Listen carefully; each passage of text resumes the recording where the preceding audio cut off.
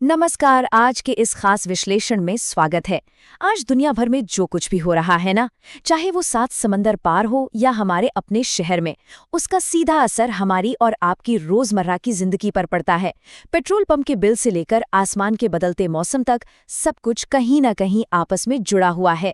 तो इस शो में हम आज की सबसे जरूरी खबरों की तह तक जाएंगे और समझेंगे कि पर्दे के पीछे असल में चल क्या रहा है। आज के इस एपिसोड में हम एक रिपल इफेक्ट यानी लहर के असर की तरह खबरों को कवर करेंगे। सबसे पहले महंगाई और हमारी जेब, फिर देश का बदलता हुआ मौसम, कुछ बड़ी राष्ट्रीय खबरें, उसके बाद अंतर्राष्ट्रीय मंच की हलचल और आखिर में खेल जगत से जुड़े अपडेट्स। चलिए भाग 1 से शुरुआत करते हैं। महंगाई और हमारी जेब पर इसका असर और कैसे ग्लोबल मार्केट हमारे ईंधन की कीमतों को तय करते हैं। सीधे मुद्दे पे आते हैं। हाल ही में हमने देखा कि पेट्रोल और डीजल की कीमतों में 3 रुपए का उछाल आया। अब हम सबके दिमाग में बस एक ही सवाल घूम रहा है, क्या ये कीमतें अभी और बढ़ेंगी? 4 साल में पहली बार ऐसा हुआ है। तो चलिए पर्दे के पीछे की असली कहानी समझते हैं। तो सबसे अहम बात, या यूं कहें कि सबसे चौंकाने वाली बात यह है कि सरकारी तेल कंपनियों को इस वक्त भारी नुकसान झेलना पड़ रहा है। और ये कोई छोटी मोटी रकम नहीं है। जरा सोचिए, हर 1 लीटर डीजल बेचने पर उन्हें सीधे 39 रुपए का घाटा हो रहा है। जी हाँ, 39 रुपए। और पेट्रोल पर करीब 11 रुपए प्रति लीटर का नुकसान है। तो कीमतों में जो ये 3 रुपए की बढ़ोतरी हुई है ना, ये तो इस नुकसान की भरपाई के लिए ऊंट के मुंह में जीरे के बराबर है। अब ये डेटा देखिए, इससे पूरी तस्वीर बिल्कुल साफ हो जाती है। हो क्या रहा है कि पश्चिम एशिया में खासकर ईरान और इजराइल के बीच जो तनाव है, उसके कारण ग्लोबल मार्केट में कच्चा तेल $100 प्रति बैरल के पार चला गया है। और दूसरी तरफ हमारा रुपया डॉलर के मुकाबले ऐतिहासिक गिरावट के साथ 95.81 के स्तर पर आ गया है। मतलब एक तरफ कच्चा तेल महंगा हो गया और दूसरी तरफ उसे खरीदने के लिए हमारे पैसे की वैल्यू कम हो गई। इस दोहरे झटके की वजह से तेल कंपनियों को हर महीने करीब 30,000 करोड़ रुपए का भारी नुकसान हो रहा है। तो हाँ, इस बात की पूरी आशंका है कि आने वाले दिनों में पेट्रोल डीजल की कीमतें और बढ़ सकती हैं। अब आते हैं भाग 2 पर, देश का बदलता मौसम और अलग-अलग राज्यों में इसके बिल्कुल विपरीत रूप। इस वक्त हमारा देश मौसम के मामले में 2 बिल्कुल अलग-अलग सिरों पर खड़ा है।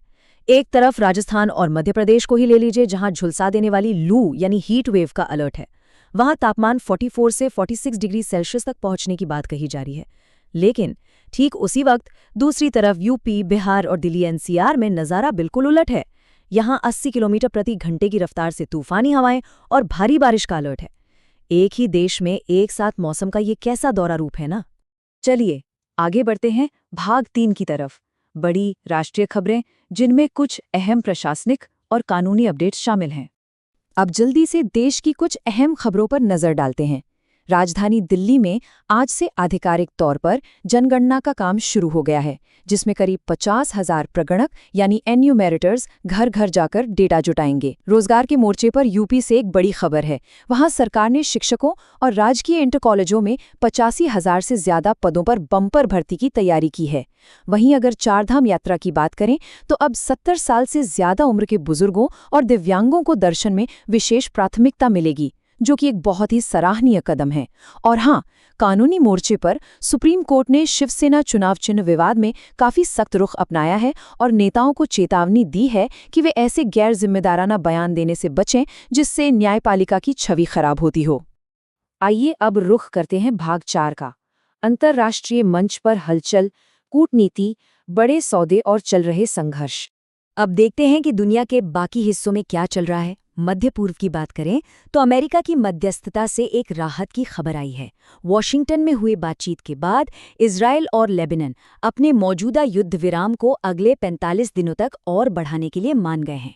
इसका अगला कदम 2 और 3 जून को होगा, जब दोनों देश सीमा सुरक्षा पर चर्चा करेंगे। लेकिन ध्यान देने वाली बात यह है कि जमीनी स्तर पर सब कुछ पूरी तरह शांत नहीं हुआ है। रिपोर्ट्स बताती हैं कि इजराइल ने गाजा में हमास के टॉप कमांडर को निशाना बनाकर हाल ही में कुछ हवाई हमले भी किए हैं। कूटनीति के मोर्चे पर इस वक्त दुनिया 2 अलग-अलग ट्रैक्स पर दौड़ रही है। एक तरफ हमारी अपनी आर्थिक कूटनीति है। प्रधानमंत्री मोदी की यूएई यात्रा बेहद सफल रही, जहां ऊर्जा सुरक्षा को लेकर $5 बिलियन के ऐतिहासिक समझौते हुए और इसके तुरंत बाद उनका नीदरलैंड दौरा भी हुआ। वहीं दूसरी तरफ ग्लोबल जियोपॉलिटिक्स यानी भू राजनीति में कुछ बड़े बदलाव देखने को मिल रहे हैं। डोनाल्ड ट्रंप और चीनी राष्ट्रपति शी जिनपिंग की मुलाकात के बाद ताइवान को लेकर अमेरिका के सुर बदलते नजर आ रहे हैं। ट्रंप ने साफ कह दिया है कि अमेरिका 9,500 मील दूर जाकर ताइवान के लिए कोई युद्ध नहीं लड़ना चाहता। ये दोनों ही घटनाक्रम भविष्य की विश्व व्यवस्था को आकार देने में बहुत बड़ी भूमिका निभाएंगे। और अब जिसका हम सबको बेसब्री से इंतजार रहता है, भाग 5, खेल और अन्य अपडेट्स, विशेषकर आईपीएल का एक्शन। खैर, अब बात करते हैं उस रोमांच की जो हम सबकी धड़कनें बढ़ा देता है। आज रात आईपीएल में एक बेहद अहम और कांटे का मुकाबला होने जा रहा है। कोलकाता नाइट राइडर्स केकेआर की टक्कर है गुजरात टाइटंस से। और याद रखिए, ये कोई आम मैच नहीं है। ये अकेला मैच आईपीएल प्लेऑफ के पूरे समीकरण को उलट-पुलट कर सकता है। तो जो भी टीमें प्लेऑफ की रेस में बनी हुई हैं, उनकी सांसें भी आज इस मैच के नतीजों पर टिकी होंगी। तो आज के इस पूरे विश्लेषण को समेटते हुए एक बड़ा सवाल हम सबके सामने आकर खड़ा हो जाता है। जिस तेजी से कच्चे तेल के दाम आसमान छू रहे हैं, महंगाई का दबाव हर तरफ है और दुनिया की महाशक्तियां अपने रुख बदल रही हैं, क्या हम पूरी दुनिया में किसी बहुत बड़े नए आर्थिक और भू राजनीतिक बदलाव के मुहाने पर खड़े हैं? इन्हीं सवालों और विचारों के साथ आज की चर्चा को यहीं विराम देते हैं। इन सारे बदलावों से अपडेट रहना हम सब के लिए बहुत जरूरी है। इस विस्तृत विश्लेषण में साथ जुड़ने के लिए बहुत बहुत धन्यवाद।